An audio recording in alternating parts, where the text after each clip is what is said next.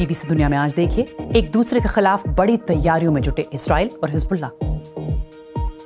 Israel ने कहा, Lebanon में जमीन के रास्ते दाखिल होकर शुरू किया जा सकता है सैन्य अभियान। सेना की 2 रिजर्व ब्रिगेड्स को हिजबुल्लाह के खिलाफ संघर्ष में शामिल करने का ऐलान।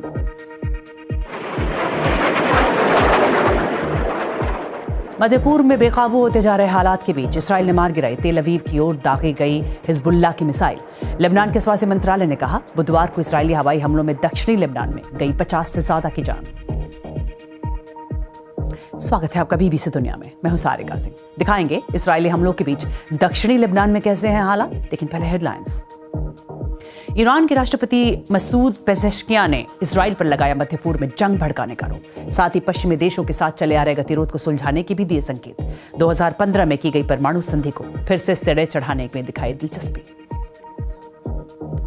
चीन का दावा, प्रशांत महासागर में किया डमी विस्फोटक से लैस नई बैलिस्टिक मिसाइल के सफल परीक्षण।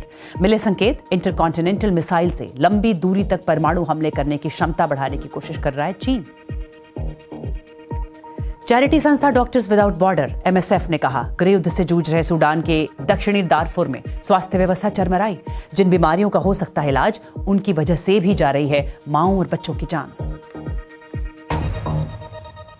लेबनान में मौजूद ईरान समर्थित हथियारबंद समूह हिजबुल्लाह बीते साल अक्टूबर से ही कह रहा है कि वो इसराइल पर इसलिए हमले कर रहा है ताकि वो गाजा में अभियान बंद कर दे। इस दौरान उसके हमले उत्तरी इसराइल तक ही सीमित रहे थे। अब जब इसराइल बीते 3 दिनों से लगातार उसके ठिकानों पर हमले कर रहा है, तब भी उसने रॉकेट दागकर ही जवाब दिया था। मगर पहली बार ऐसा हुआ है जब हिजबुल्लाह अपनी रणनीति को बदलता हुआ दिख रहा है। क्या है ये बदलाव और क्या इससे वो इसराइल को कोई संदेश देना चाह रहा है? देखिए खबर स्टोरी में।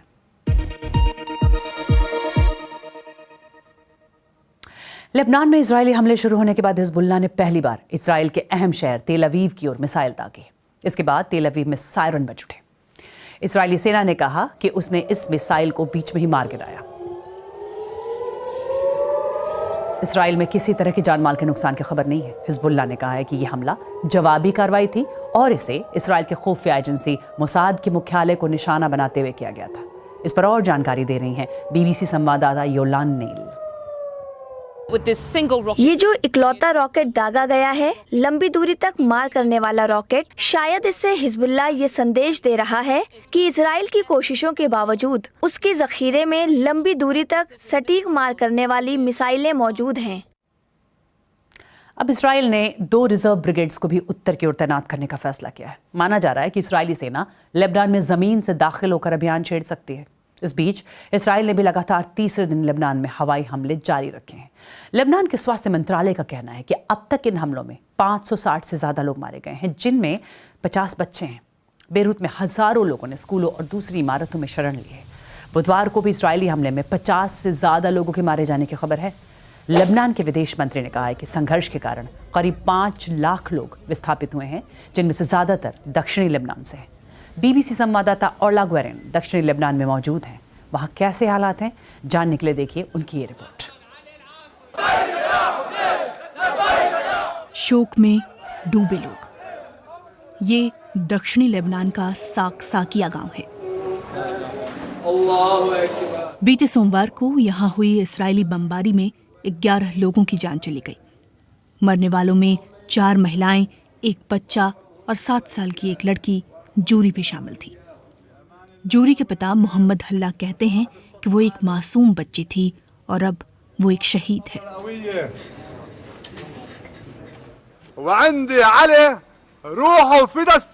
वो हिजबुल्लाह के नेता शेख हसन नसरल्लाह का समर्थन करते हुए ये कहते हैं कि भले ही जान ले ली जाए, मगर वो उनके साथ रहेंगे।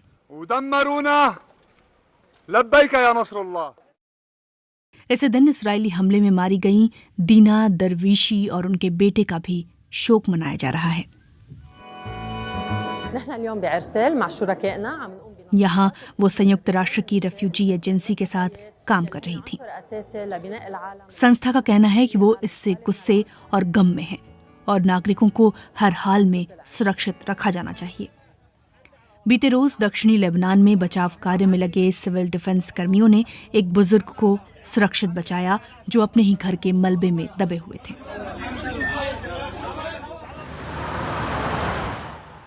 अब भी दक्षिणी लेबनान से कई लोग भाग रहे हैं। हमने कई लोगों को इजरायली हमलों से बचने के लिए पैदल जाते हुए भी देखा। उन्हें डर है कि हालात और बिगड़ सकते हैं।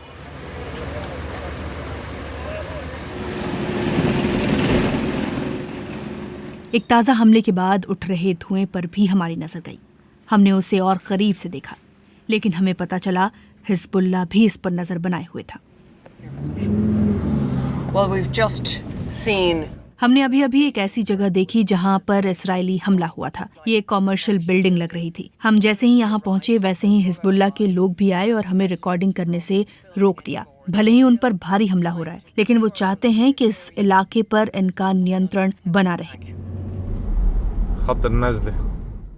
और बेरूत में भी लगातार हमले जारी हैं। एक बड़ी जंग करीब आती दिख रही है। इसराइल ने मंगलवार को हिजबुल्लाह के एक बड़े कमांडर को मारने का दावा किया है। एक लंबी फहरिस्त में उनका भी नाम था, लेकिन हिजबुल्लाह ने लड़ना जारी रखा है।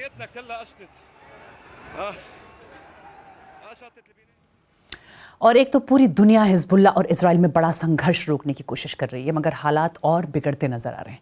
इजराइल ने लेबनान में ज़मीनी अभियान शुरू करने के संकेत दिए हैं। इजराइल का कहना है कि हवाई हमले हिजबुल्लाह को कमज़ोर करने के लिए किए गए थे।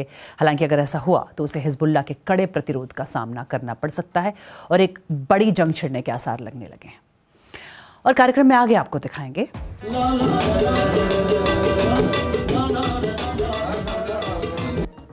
नुसरत फतेह अली खान की अनसुनी कव्वालियां।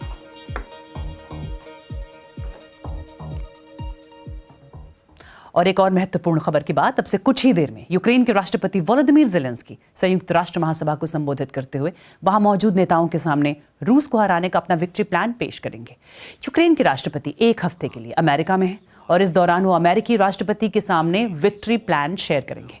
बीती रात संयुक्त राष्ट्र सुरक्षा परिषद में ज़ेलेंस्की ने कहा था कि रूस के साथ चल रही जंग को सिर्फ बातों से खत्म नहीं किया जा सकता, बल्कि अंतर्राष्ट्रीय समुदाय को एकजुट होकर उसके उठाए गए कदमों से वहां शांति लाई जा सकती है। Putin has broken so many international norms and rules that he won't stop on his own. Russia can only be forced into peace. And that is exactly what's needed, forcing Russia into peace as the sole aggressor in this war, the sole violator of the UN Charter. और अमेरिकी विदेश मंत्री Antony Blinken ने भी Zelensky के हाँ में हाँ मिलाई और रूस को समर्थन करने वाले ईरान और उत्तर कोरिया के खिलाफ अंतर्राष्ट्रीय कार्रवाई की मांग उठाई। Iran has been providing armed drones to the Kremlin since 2022. 2022 से ही ईरान रूस को हथियारबंद ड्रोन्स दे रहा है। उसने रूस में एक ड्रोन फैक्ट्री बनाई। कुछ ही हफ्तों पहले उसने कम दूरी पर मार करने वाली बैलिस्टिक मिसाइलों को रूस तक पहुंचाया और इन हथियारों को कैसे चलाना है इसकी ट्रेनिंग भी रूसी सैन्य अधिकारियों को दी। उधर उत्तर कोरिया ने रेलगाड़ी भरकर हथियार और गोला बारूद रूस को दिए हैं, जिनमें बैलिस्टिक मिसाइलें, लॉन्चर्स और लाखों गोलियां हैं। ईरान और उत्तर कोरिया रूस को कत्लेआम और यूक्रेन के पुरुषों, महिलाओं और बच्चों की जिंदगियां उजाड़ने में मदद कर रहे हैं। Women and children. इस बीच संयुक्त राष्ट्र की परमाणु संस्था IAEA के प्रमुख ने कहा है कि आने वाले दिनों में वो ईरान जा सकते हैं, जहां वो ईरान के परमाणु कार्यक्रम को लेकर बातचीत करेंगे। रफाल ग्रासी का ये बयान संयुक्त राष्ट्र आम सभा में ईरान के नए राष्ट्रपति मसूद पेज़ेश्कियान के पहले संबोधन के बाद आया। ईरानी राष्ट्रपति ने इजरायल की कड़ी निंदा की और मध्य पूर्व में जारी संघर्ष को और भड़काने का आरोप लगाया, पर साथ ही इस बात पर भी जोर दिया कि उनका देश पश्चिमी देशों के साथ परमाणु समझौते को लेकर मौजूद अड़चनें दूर करने के लिए तैयार है। साल 2015 में हुए इस समझौते के तहत ईरान को अपना यूरेनियम एनरिचमेंट सीमित करना था, मगर यह समझौता 3 साल बाद टूट गया जब अमेरिका इस समझौते से अलग हो गया था। पर मध्य पूर्व में जारी तनाव को कम करने में ईरान की क्या भूमिका हो सकती है और साथ ही अंतर्राष्ट्रीय पटल पर अपना रुख नरम कर वो क्या दिखाना चाहता है, इस बारे में बता रहे हैं BBC फारसी सेवा के कसरा Nazi. Iran is very concerned, of course. Hezbollah is a creation of Iran in southern Lebanon. Iran Israel के साथ जंग में नहीं उलझना चाहता। उसे लगता है कि वो इसके लिए तैयार नहीं है और ये उसके हिसाब से सही भी है, क्योंकि ईरान की आर्थिक हालत इस समय बेहद खराब है। ईरान के राष्ट्रपति पेज़ेश्कियान का रुख थोड़ा नरम है और वो न्यूयॉर्क इस संदेश के साथ गए हैं कि वो बाहरी दुनिया, खासकर पश्चिमी देशों के साथ संबंध ठीक करना चाहते हैं। वो कहते हैं कि उन्हें शांति चाहिए, उन्हें किसी के साथ जंग में नहीं उलझना, और वो फिर से वही परमाणु करार करना चाहते हैं जो उनके यूरेनियम इनरिचमेंट को सीमित करता है। बदले में वो चाहते हैं कि उन पर लगे प्रतिबंध हटा लिए जाएं। अगर ऐसा हुआ तो वो खुश होंगे। तो संदेश साफ है कि वो दूसरे देशों से जुड़ना चाहते हैं। लेकिन दुनिया के देश इसे लेकर अभी पूरी तरह से आश्वस्त नहीं हैं, क्योंकि वो ईरान पर विश्वास नहीं करते। इसलिए न्यूयॉर्क में दुनिया के ताकतवर नेताओं के साथ ईरानी राष्ट्रपति की कई सारी बैठकें हो रही हैं, जिसमें उन्हें परखा जा रहा है कि क्या वो विश्वास करने लायक शख्स हैं या नहीं। Assess whether the new president is genuine.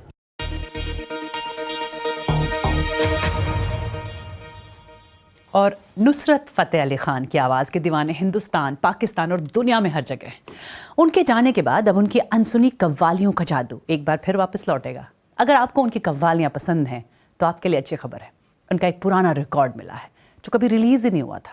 कैसे हुआ ये और कहाँ मिला ये रिकॉर्ड, जानने की कोशिश की BBC संवाददाता एहसान महमूद और रुबाब बतुल ने।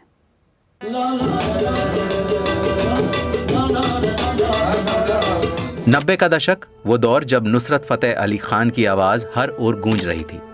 इसी बीच साल 1997 में इस फनकार ने अपने चाहने वालों को गमज़दा छोड़कर दुनिया को अलविदा कह दिया। वो बहुत ही जल्दी इस दुनिया से चले गए। वो जितना काम कर गए ना, वो कोई शायद 100 साल की ज़िंदगी में भी कोई आर्टिस्ट काम नहीं कर सकेगा। लेकिन उनके इंतकाल के करीब 27 साल बाद ब्रिटेन के एक छोटे से शहर में उनकी गाई कव्वालियों की ऐसी एल्बम मिली जिसे रिलीज़ नहीं किया गया था। यहाँ हम रिकॉर्ड्स और टेप्स रखते हैं। आर्काइव को सुरक्षित रखने की कोशिश कर रहे थे, तभी हमें नुसरत फतेह अली खान की एक एल्बम मिली। ब्रिटेन के इस म्यूजिक स्टूडियो में नुसरत फतेह अली खान ने अपने करियर के पीक के दौरान कई रिकॉर्डिंग्स की थी। यहीं पर ये एल्बम रिकॉर्डिंग के 34 साल बाद मिली। 1990 के दौरान नुसरत साहब हमारे साथ काफी म्यूजिक रिकॉर्ड कर रहे थे। उस वक्त नुसरत बहुत जबरदस्त परफॉर्म कर रहे थे। तब हम काफी व्यस्त थे। हम अक्सर जरूरत से ज्यादा म्यूजिक रिकॉर्ड किया करते थे, क्योंकि वो अपने काम में काफी माहिर थे।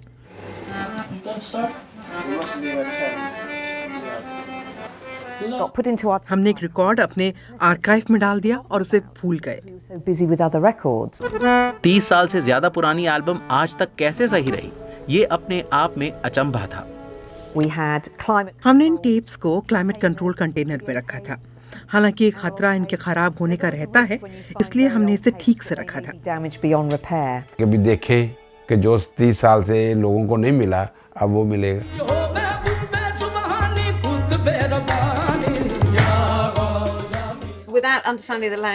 ज़बान समझ ना आए तो भी इस आवाज की कशिश अपनी ओर खींच लेती है। कव्वाली तो दिल से समझ आती है।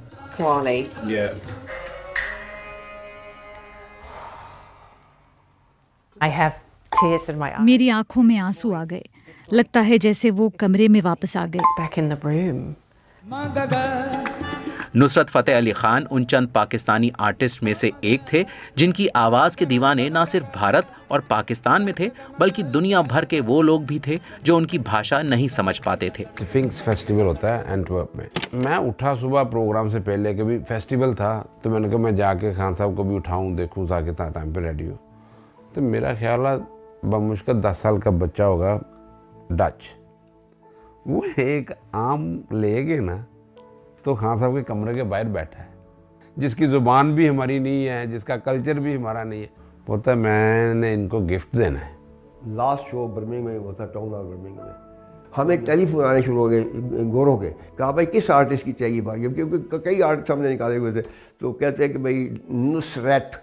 मैंने कहा भाई नुसरत सर, यस। मैंने कहा आपने कहाँ पे सुन लिया इसको नुसरत को? कहते हैं कि उसकी कव्वाली जो है रेडियो 1 पर प्ले की थी। नुसरत फतेह अली खान ने ऐसी विरासत छोड़ी है कि आने वाली कई पीढ़ियों के दिलों में उनकी दिलकश आवाज उतरती रहेगी।